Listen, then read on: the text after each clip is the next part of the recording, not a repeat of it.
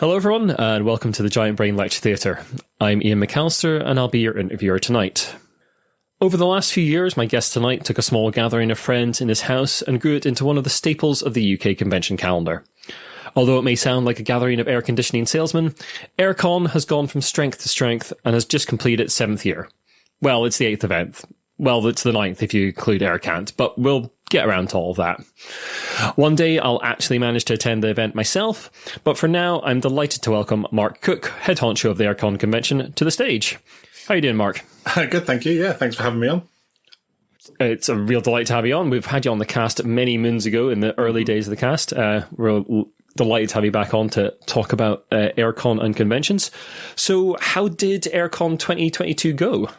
As far as I can tell, as pretty good. Everyone seemed to enjoy it. We always do an annual survey or a post-event survey, and the results so far look like everyone had a good time. And yeah, I think people just really enjoyed sort of seeing each other again, seeing people they'd maybe not seen for a couple of years. I said to a few people that what's quite interesting after so long away is like there's people that you see that you're not necessarily forgotten about, but you're just like, you just don't really ever see them anywhere else. And you're like, wow, it's so good to see you. And it was just a really nice feeling to see all these kind of friendly faces again.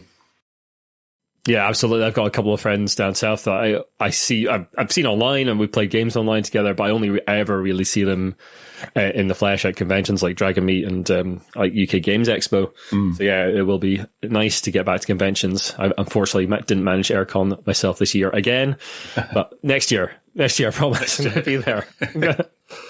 Absolutely. Yeah. So it's my understanding Airecon started out as just a gathering in your house. So at what point did you take that idea and decide that you're onto something with the event and actually turn it into a convention? So it's hard to pin down a point. It was some time, actually, potentially from before that first one in my house. We'd gone to Games Expo that year, so that would have been 2015. I think I'd been a couple of years before as well. But there was just something about that year. There was myself and Ben, who was one of the other organisers.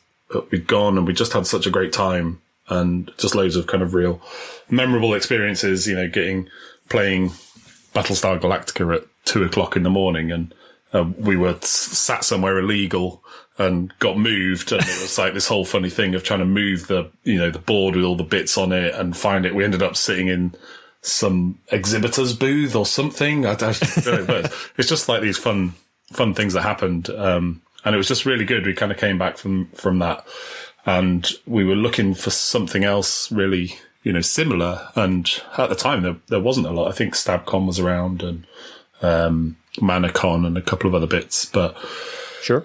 It sort of seemed fairly underserved as the UK. So we had already been running like a monthly board game night that was like a small event, and we just sort of thought, well, let's have a go and just see if anyone turns up. And we sold out of that event. So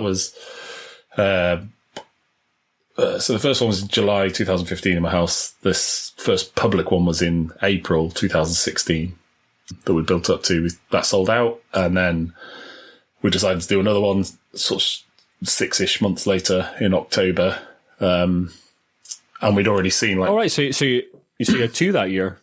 Yeah, so for the first 3 were... Each one was only 6 months apart, so it kind of went April 2016, October 2016, and then March 2017. So technically almost 3 in a year, I guess. Wow. Yeah.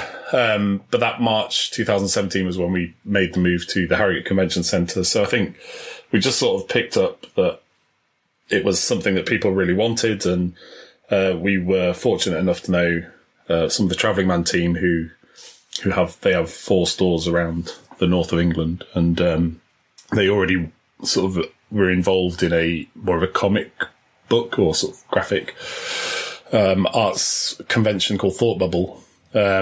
Okay. So we spoke to them and said, well, do you fancy maybe trying to start up something for the board game side of things? And thankfully they were up for it, and and that kind of gave us a bit of the backing to be able to take that big step, because the the church hall that we ran it in for the first couple of public ones cost us about £100 or something to rent for the week. That first one at the convention centre, I think, was somewhere near £8,000 to £10,000 for the hall for the weekend. So it was a big jump and a big risk, but and we kind of feel like there's been a few of these sort of moments. The first one was when we decided to just run it as a public event, and then that move to Harrogate was one, and then when we moved from that hall, which was Hall D, down into the big hall that we've used for the last few years, was another moment. And I think we kind of feel like as a team we're on another one now. We're about to look at some larger halls at the other end of the convention centre, but every time we've kind of made that leap, people have responded really well, and we've been able to just carry on and see the growth. So it's good. Yeah, I've heard nothing but good things about Airecon over the years, and yeah, absolutely itching to get down to it myself. Yeah. Would you ever consider going back to like the more frequent ones, like a 2 in a year, or are you sort of set on like doing it annually now? I think it comes up every now and again as a conversation. I think at this point where we are with, we still all have full-time jobs, and I mentioned to you just before that we're still doing it on a voluntary basis. Sure. So I think to add in a second one might be a bit of a strain on our friends and family. But we have talked about it. So at some point in the future, we maybe even would look at a different location as well. I think there's still a few parts of the UK that are slightly underserved. And so we might be able to just sort of use what we've learned and some of our resources to look at doing something else. But yeah, we'd have to just look up the time we had available, I think. Is it something you'd want to do professionally in the end, like do as your full-time job? Yeah, I think it'd be certainly interesting to explore. I think it's quite unusual, I would say, for people to do it full-time. Sure. The Games Expo, Tony and Richard, they do, but from what I've heard, even some of the bigger conventions, a lot of the staff are, almost contracted, and they'll only do it for a certain number of months in the year. And I was sort of just reflecting as well, like what's quite unusual is you don't see many conventions between the sort of 3,000-4,000 attendee mark and then the 20-something thousand. So there's this whole kind of middle swathe. And I think what it probably is it's too much work to do on a volunteer basis when you're in that middle section. But it's not big enough to really be able to be paying loads of staff. So that difficult sort of middle bit, yeah. Yeah, definitely. And, there's lots of challenges, if you suddenly rely on it for your income and something like the last couple of years happens, it can become very challenging. But I think if there was a possibility to do more, we've all come away from having run this, 2022, and we're all really energized, got loads of ideas for next year already, within a couple of days, we were already on like, well, what else can we do? And starting looking at various different things and already starting conversations about next year. So we all really love doing it. And so I think if there was a way, we'd probably go for it. Great. Yeah, you've managed to secure some pretty big guests year after year, including Rodney Smith and others from the Watch It Played team. How did that particular collaboration come about? And do you personally have any dream guests you'd like to have along at the show? So the Rodney Smith thing was just quite unusual. Like I'd always been a fan of Watch It Played, and Rodney and I had chatted a few times, just in comments, and exchanged a few emails and things like that. And so at some point, I think I was sort of, I always, I'm sort of thinking a few years ahead. So even when there's a story of when we first went to the convention centre and they were showing us this Hall D, which was the first one we used, and then they started showing us other bits, and I was already going, well, next year we'll fill this one, and then the year after that we'll have these 2 halls. And they're going, no, slow down. And so I think with Rodney, what I was actually thinking was probably 2 or 3 years into the future, and thinking, well, if I start a relationship now and start this conversation now, at some point we might be big enough for him to come over. But to my surprise, he was just really up for it. He had a lot of questions around what our goals are as a convention and what it is that motivates us. And I think he just found that really sort of synchronized with what he wants from Watch It Played. And in terms of making a welcoming and inclusive space, he does it through his videos and trying to get people into the hobby that way. And we've that was really our aim with the convention.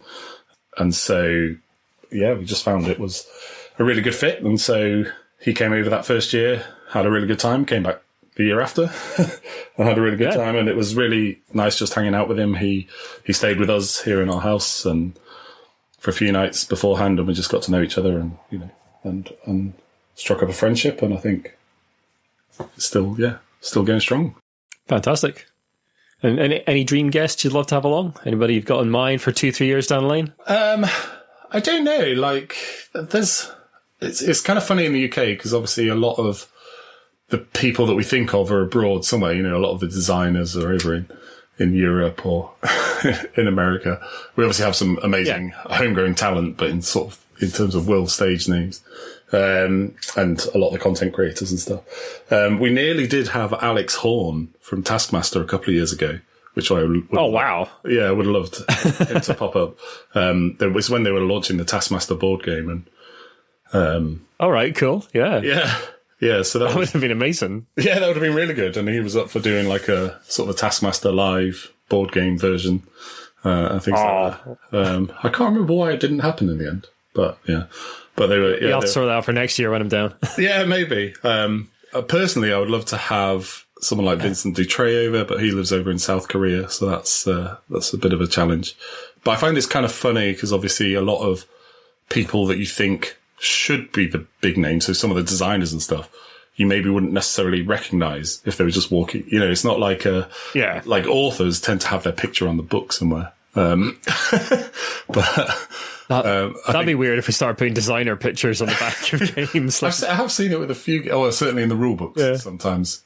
But it's kind of funny. It's like the people that are actually doing designing these amazing things that we get to play with are probably not as recognizable as some of the people that talk about them, which is kind of funny. So yeah, that's probably true. Actually, I thought about it like that. Yeah. Weird. So the convention scene in the UK was kind of on the rise before the pandemic, and no doubt we're seeing a lot of those events start to return. We'll see more spring up. Given you the way you've taken Airecon from a small event to the size it is now, what advice would you have for anyone thinking about starting their own event? Yeah, it's a funny one because there's probably a lot of the things I would say don't do a lot of the things we did do. But I have like a pre-written email, and if anyone wants to have that, I'm happy to send it over with some of the things I think worked well for us. I'd be hesitant to kind of give, this is definitely what you should do. Here's your 10 steps to running a successful convention. Because I think it's, part of it is just knowing your kind of what your own goals are and what your local community is after. And that's what we did a lot of before we even did that first event, was we went around a lot of the clubs and we got to know people and just asked them, what kind of event would you like to see? And what do you think is not, not really catered for with the current events that we have available to us? And a bit of market research. Yeah. But also just got to know people and, we got to know all these different clubs. And for the first few years we did big club listings. So it was kind of like giving back a bit as well of as people came, these are all the different clubs you could go to locally. So I say, some of that, just make sure you kind of know what sort of event you want to run before you run it, and just have a good think about that, and just make sure you've got lots of help. So I think for most of the year it's fine. Like it's one or two people can probably just do it and think about all the things you've got to do. But when it gets to those kind of couple of months out and actual running the event, a really good and invested team is really invaluable, I think. We alluded to earlier that obviously, like, if you were doing this full time, the last couple of years have been absolutely horrible time for event organisers because there haven't been events, basically. How has Airecon weathered the pandemic over the last couple of years? And do you think it'll take some time for conventions to see the sort of attendance numbers again they were seeing pre-pandemic? So, I mean, Airecon generally, as a organisation, weathered it fine. Like I said, we are not reliant on it for our income, which puts us in quite a fortunate position. And we didn't, the venue that we use were very, very understanding and kind of, we didn't lose any money from them, things like that. So that was fine. I think in terms of returning to pre-COVID numbers, I would I think maybe it will depend on the type of event and kind of how many people they might attract internationally, because that's going to be, I think the harder thing is convincing people that it's a good idea to travel and to go to a large event. Yeah. So I think that's maybe where we'll see some effect. I think we actually saw growth still compared to the one before lockdown. Oh, great. We were up about 20%, but we still think that with the effect that it had on the last event, what this event is where the last event should have been, if that makes sense. So it's probably put us back 12 months to 2 years or so. But at the same time, we're really thrilled that we were still able to run it and still have a great event. So it's kind of a bit of a mixed thing on that. Yeah. Did you sort of try to get folks from Europe and further afield to come along to exhibit as well? And did you sort of find there are problems caused by obviously Brexit and that kind of sort of political situation that we're in right now? I can imagine that's making it harder for exhibitors to come over and do trade things. Are you finding that's a problem with conventions? I mean, the vast majority of our traders and exhibitors are from the UK anyway, and certainly the sort of more independent publishers, where we have had publishers come from abroad. I think what it probably is now is just that people that are coming from the EU are under the same kind of rules as someone coming from the US. And obviously people from the US have travelled over to Europe for Essen and various things, Games Expo, for a number of years. So I think it's just learning, well, these are the extra little things that we have to go through. We were Iraklis from Luda Creations. So he's Greek, but they're based in Finland. They've been over for a couple of years, and then they were supposed to come back this year, but they ended up having to pull out. But that was due to a folk dancing related injury, not Brexit or anything. So you can ask him. I think alcohol may have been involved as well. So he broke his ankle really badly, unfortunately. So, Oh dear. Yeah. So. Oh man. Yeah, that's unfortunate. Yeah, so it'll be interesting when we kind of get to UK Games Expo and see what effect it has for them, because I know they do attract many more, obviously, international exhibitors. So I think then we'll see some more of that kind of international effect. Yeah, I do worry about that for UK Games Expo. I can't get to Games Expo myself this year, just not in the financial cards, unfortunately. Yeah. Hopefully they have a good con. They seemed to do a decent job last year, so yeah, that's good. Hopefully they'll draw a crowd this year and it'll sort of return to its former glory. Alongside the sort of conventions having a horrible time in the last couple of years, there's been a shift to online for some conventions, which has led to many calling for the digital side of those events to become a permanent fixture. Call is especially loud amongst disability advocates, as many of those folks are unable to attend a wide range of cons with ease. Do you think the pandemic has changed what conventions are called on to arrange? I mean, I would say personally, we've not had a lot of that. And even the digital one or the online one we did wasn't really an online convention. It was us online telling everyone to play games at home. So I think that works. Yeah. I think it's probably more relevant for conventions like Spiel, potentially Games Expo, Nuremberg Toy Fair, where they're sort of showing off new stuff and it's like product displays and things like that. And obviously Essen is really quite difficult at times to get around. I would imagine if you have any kind of mobility issue or anything like that, just because the crowds. I've never been, but I've never been myself, but I've seen the pictures and I can imagine. Yeah, so I think things like that, where BGG usually do an excellent job of they have done for many years of showing off the games and doing live recordings and getting them up online very, very quickly. So whether they just do a bit more of that and make it a bit more interactive. Obviously, a lot of what goes on at Airecon is just open gaming and playing of games. So that's probably a bit harder to kind of run alongside the event. Although not impossible. Yeah. But. Do you think it'll be practical for those bigger conventions to maintain both a sort of physical and digital presence in the future? I think it can be. I think, as far as I know, Spiel are still planning on running Spiel Digital at the same time. All right, great. I guess it'll depend on the take-up, because obviously they'll still have to have kind of people and various resources dedicated to doing that. And yeah, if there's ways, I guess, that they can integrate it into their normal business and sort of ways of running things, then maybe they'll still do it. And I think that would be great if they did. But I think it'll really depend on, obviously, big companies like that, what they're looking for is some kind of return on investment, or, at least for it to be slightly profitable. So. Yeah, especially when we're talking earlier about those sort of, like, when you do take it to a professional level and you are basically a business and needing that return. Mm-hmm. Yeah. Oh, so what lies down the road for Airecon? So what what plans do you have for 2023 and beyond? Yeah, it's the funny one, because we probably don't plan as far ahead as we should.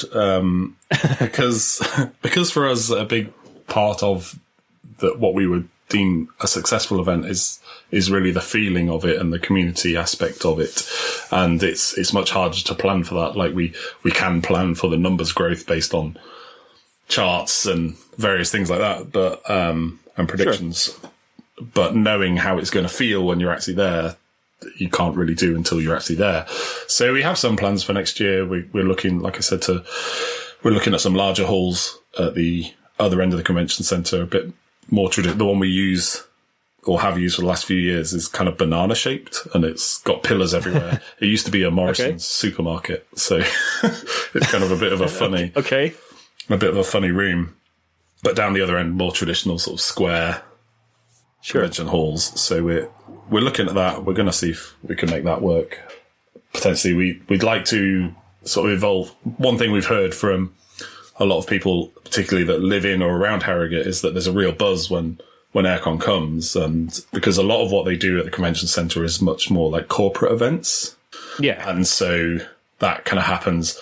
The people, so at the same time as Airecon this year, there was Skipton Building Society were having their annual conference or something upstairs. So, but what happens there is they come, they have their daytime meetings and various things like that. They will then stay for a meal within the convention centre. They'll have their in-house catering serve them. All their drinks will be paid for at the bar within the convention centre, and then they'll go to the hotel that's attached to the convention centre and then go home the next day. And that's the extent of their experience. Whereas we asked a question in our survey this year was like, did you go outside of the convention centre? Did you go and visit any other local establishments? And it's a massive proportion, something like 75-80% of people said they did. And so that's really good. The game store that's based there, Games Crusade, they say that Airecon has been their busiest weekend for the last few years, is when Aircon's on. Excellent. So we want to maybe try and look a bit more at that. We're going to look at doing some sort of off-site events that we wouldn't necessarily organise, but maybe we'd facilitate and try and make it a real, festival atmosphere. Like I've heard that's a bit what like Gen Con is like when you go to Indy there, and every restaurant has something to do with Gen Con, and it's just a real party like vibe. I haven't been to Gen Con for many years, but when I went, the whole sort of central part of Indianapolis just had banners everywhere going, "Hey, board gamers, role players, come in here and eat our pizza or pasta or whatever it was." The whole central area was just mad for it, and it's grown 3-4 times since then. So it's ridiculous. I can only imagine it's everywhere. Yeah, so we'd love to, on a much smaller scale, obviously, but we'd love to have a look at that and see if we can put some events on in local bars or pubs, or I was thinking a couple of years ago, someone organised a group to go and do the park run in the morning, which I thought was really cool. There's like a little board game park run meetup, and I think it's quite nice when you see. So obviously everyone that is there probably has some kind of tabletop gaming in common, and that's quite a nice thing. But then you kind of find, actually we also like doing park runs, or we also both like doing this other thing as well. And getting those connections, I think, is really quite cool. So the more we can do to facilitate that, I think is going to be good. That's what we're looking at. Did any of the attendees for Skipton Building Society come down and play board games? Not that I know of, but I had a really weird interaction with one of, I think he was just a bit of an over-keen security guard, because there was something happened. The hall that they had been using, we were going to use on the Saturday, and the convention centre were basically going to turn that hall around for us between like 2 and 5 in the morning or something like that. Oof. And, so I had gone up there to try and speak to the person that was going to be leading that and make sure they were okay, had everything they needed. And I found out that they were actually working behind the bar. So I was sort of stood there at the bar and just waiting for him to finish serving someone. And this security guard came upstairs and just went, "Can you go back down to Airecon, please?" And I was like, "Oh, I'm just actually," and he's like, he just wouldn't even listen. He was just going, "Go back down to Airecon, down to Airecon." And then I was like, thankfully, the guy behind the bar managed to get in and just be like, "No, he's one of the organisers. We're just chatting about something tonight." And then he sort of went, "Oh, one of the organisers, are you? Okay, I thought you were what do you call us? An airconner or something." I was like, "Well, I am, but still a bit weird." One of them nerds from downstairs. Yeah, coming up here trying to get free booze from Skipton Building Society. I don't know what he thought I was trying to do. Yeah, but so no, not as far as I know. They didn't come down. I think they were kind of interested because they had to walk through one of the entrances that we use, and obviously saw a lot of people in and around playing games. Oh, maybe a couple of converts on the way then. Yeah, there was one of the people that I worked with at PSC Games. She was in a hotel, and there like a bunch of people came back from the Skipton Building Society thing. I think between their meal and going back to go to the bar. And she ended up sort of chatting to them. They asked her a bit about what was going on. And then they said they did some voluntary work for a charity for war veterans or something like that. And PSC Games happens to make some war games. So, they got, chatting, and PSC Games have sent them some games to take down to this veterans meeting, which I thought was quite nice. Oh, fantastic. Can you give us a sort of brief overview of what goes into like organising a convention? Like you said, you didn't plan too far ahead, but you must be thinking about it and getting some things in place. Yeah. Year. So what's the sort of timeline of like putting things together? So it will usually happen over a year before the event. So before we've even run one event, we are looking at the one that's going to come after. We'll be looking at kind of the halls that we're going to be using and how we want them laid out. And we try various layouts, on CAD or, just using maps and things like that. From that point, it's about trying to book as many things in as we can, over that summer. So, we've furniture that we have to source and, our big lights that we have had for the last few years, make sure they're booked in because that comes from a wedding hire company. So to make sure if there's too many like Adams and Claires or something getting married, it's going to be hard to get their A's and C's. So we have to put them in. We then usually start preparing for when we're going to release like exhibitor bookings, which we usually do around Games Expo time. So that's usually around May, June time, which means that when we're at Games Expo, we can start booking people in, straight away, for the exhibitors. Then it's sort of preparing for ticket sales to go, live, which is usually around September time, about 6 months before. And then you kind of have this sort of slightly quieter, not loads going on, like some just stuff ticking over. We have to do things like plan events and looking at guests' travel and things like that. But it's not that intense. And then, but the thing I always forget is I always think that after Christmas, when we come back in the new year, I've got 3 months, but it's not, it's 2 months. In my head, there's something where I'm like, right, I've got January, February, March, but no, not really, because it's the start of March. So it's and so then all of a sudden it's a bit like, panic, get everything done. So there's often not a lot. A lot of that has to be done at that sort of time. That's things like designing programs and signage and all of these various things, maps and all of that sort of gets done then. But it's also the time when people want to start doing like podcasts and various interviews and things like that. Is all sort of comes all at once in a bit of a perfect storm. Yeah. But it's great because it kind of really gets you in the mood for what's about to come. And yeah, there's often lots of last minute bits, people that aren't able to come, or people that have got various questions because they're planning themselves. So that's usually the last couple of months, is dealing with lots of those kinds of things and just getting ready to go. I think obviously somewhere in there we put together a volunteer team. We usually put applications out for that at roughly the same time we put tickets on sale. Getting things like RPG submissions and booking like funny things, like food trucks. Obviously we have to bring in, and things like we have to have a special person because the food trucks are out the back of the convention centre and there's a service road that goes there. And even though they don't let anyone drive down the service road when the food trucks are open, we have to have a special security guard whose job it is to sit on that service road and make sure people can cross it. Okay. Okay. Like that's their job. But yeah. So it's just things like booking that in and booking car parking attendants in and various different things. So there's lots of bits all over the place, lots of to-do lists. Yeah, I was very jealous of the pictures people are sharing of the food trucks over the weekend. Oh, yeah. at Airecon this year. I was just just wanted to be there. Yeah, I love the poutine. Poutine was I'd been after a poutine truck for years. I don't know why I had it. At some point in the past, I had poutine. I was like, this is amazing. Everyone should have it. And then really struggled to find someone that did it as a thing. But yeah, so they were really good. That was really tasty. Yeah, but I believe that's Rodney Smith endorsed poutine as well, isn't it? Yeah, he said it's pretty genuine. I think the guys are Canadian and now live over here, so I think it was all pretty good. Awesome.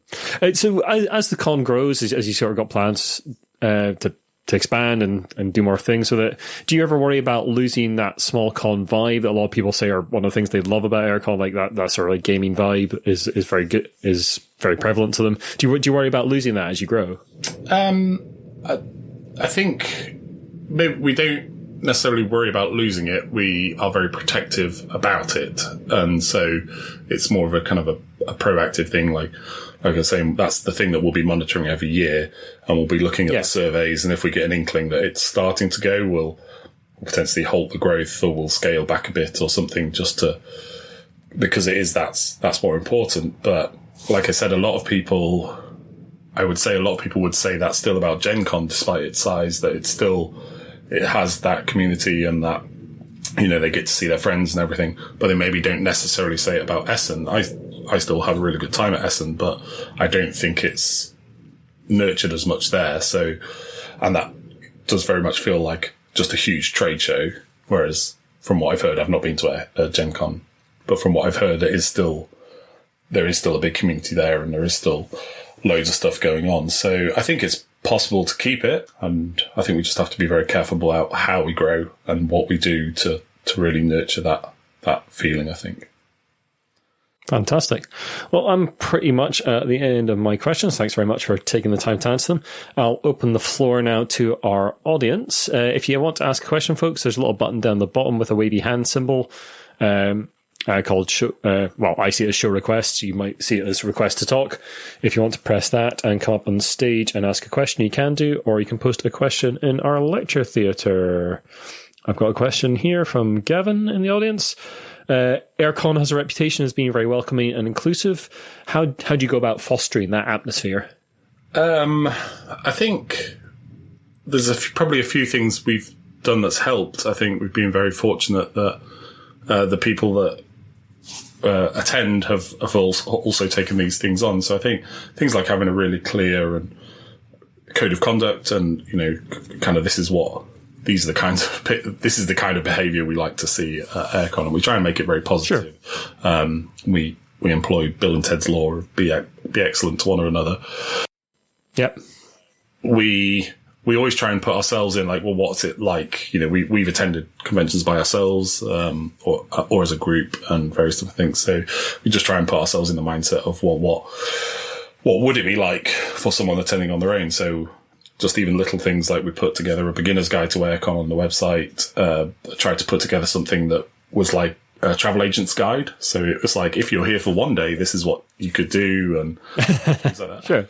And it's just that we always have that as our mindset, is that we want to make it a welcoming and inclusive convention. What are the things that we can do? So, we have something called Ask for Angela that was started in pubs, a few years ago, which is where if someone feels like they are in or if they're uncomfortable with a situation they're in, they can just go to one of the ticket desks and ask for Angela. And then that's a code for us to say, oh, actually, this person needs some attention. We've never had to use it, but I think just having things like that help people feel comfortable. I think being able to work with the venue and put things in like gender neutral toilets, being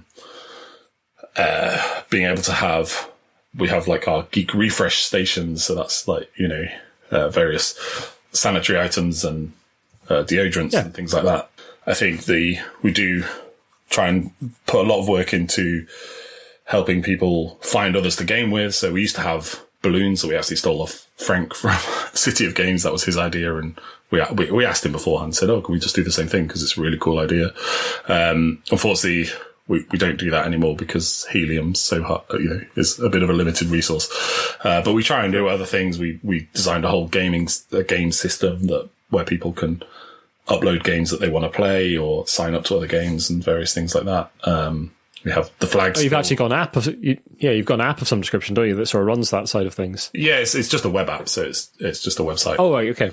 But that runs our Bring and Buy, it's our library, and like this game arranging system that's part of it. But we're always looking to make improvements. And like I said, always looking at our survey to be like, well, where are places that we can improve and we can help people have a better time. Fantastic. Does anyone else in the audience have a question? Okay, another one from Gavin.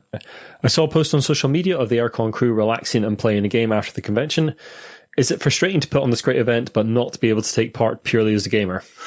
It's definitely not frustrating. Like I don't think we quite knew what we were getting ourselves into. We originally did put it on so we could play more games, but but the reward we get from actually just seeing everyone have an amazing time is enough. And we still, a lot of us still get time to game together. So, certainly, Ben's just moved over to the Isle of Man. But we used to meet up fairly regularly. Rick, who is one of the other directors, we see each other almost every week and game together. So we still have plenty of gaming opportunities. And we try and make some time during the convention or, like I said, afterwards. I think we were playing Sagrada, very, very tired game of Sagrada, in the hotel afterwards, but it was good fun.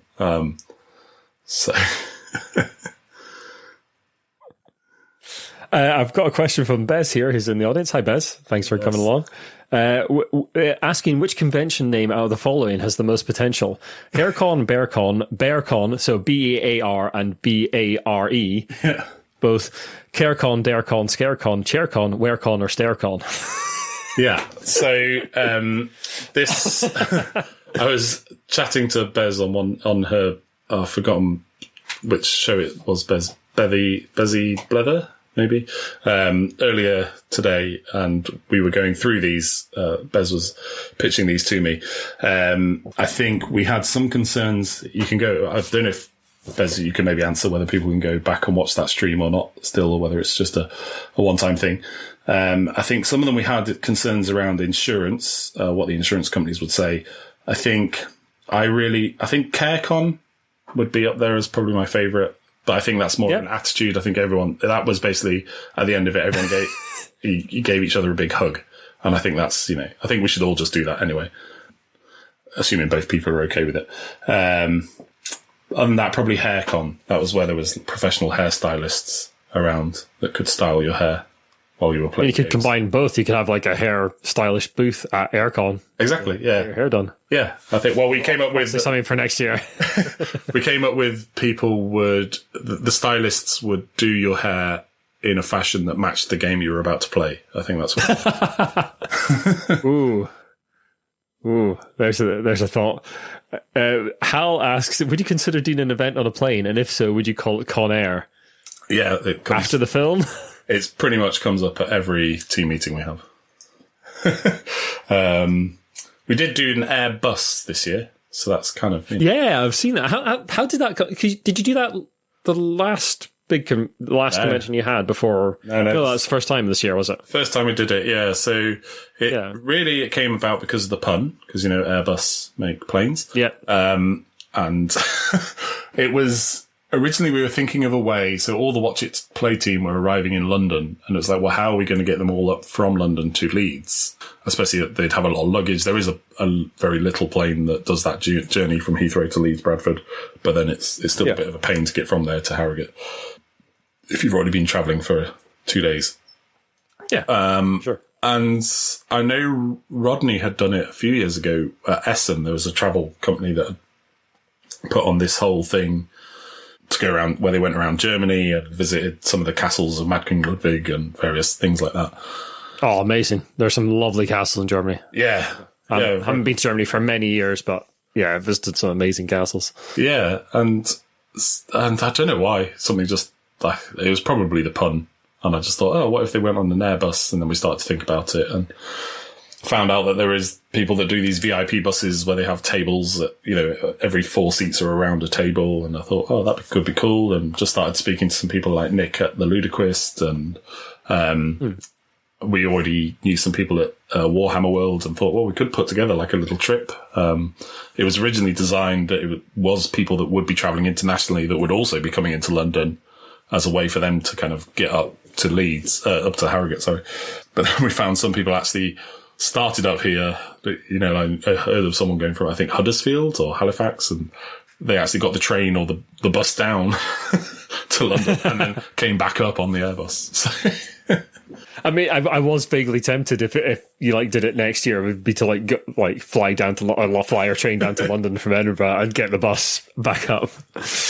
But yeah, probably drive down there. Actually, I'll probably train down next year. Try not to like, you know, burn the planet while I'm doing it as much as possible. But yeah, no, the Airbus sounds amazing. A fantastic idea. Bez's chat with Mark is linked in our lecture theatre. I'll also share that on our socials when that goes out. I'll put that in the show notes for the cast as well, Bez, when this goes out, so that people can go and look at that. Fantastic. Are there any more questions before we wrap this up, folks? I think we're done. Awesome. Okay, well, thanks very much for coming along, Mark. Really, really pleased to have you back on the cast again. Lovely to chat to you about Airecon. And yeah, I am absolutely planning to make it down next year. We're hoping for a few Scottish folk coming down. I think Jamie's maybe going to come along. Right. Richard, who's in the audience from We're Not Wizards, is thinking about going as well. So we'll maybe have a bit of a Scottish contingent. We'll kilt up and come down and invade Airecon. That'd be great. Like a little, as you know, they have the Vikings at Games Expo. Yeah. Maybe we could have a little Scottish clan camped out somewhere. Yeah, we'll bring our haggis and everything, you know, all those things that we definitely have and are absolutely real. Yeah, we'll try and get Mel Gibson over, you know, an authentic Scottish celebrity. Yeah, absolutely. Well, we'll chat a little bit more after we've wrapped up here, but for now, we're going to wrap up the cast part of this. So thanks very much for everyone for coming along tonight and having a listen. Thanks very much to my guest, Mark Cooke. And we'll be doing another one of these in May, where we'll have Frank West on from City of Games to talk about production and game design. So that should be excellent. Haven't quite got a date for that yet, but we'll have an event up for that in the Lecture Theatre soon. Thanks very much, everyone. Thanks, everyone. Bye.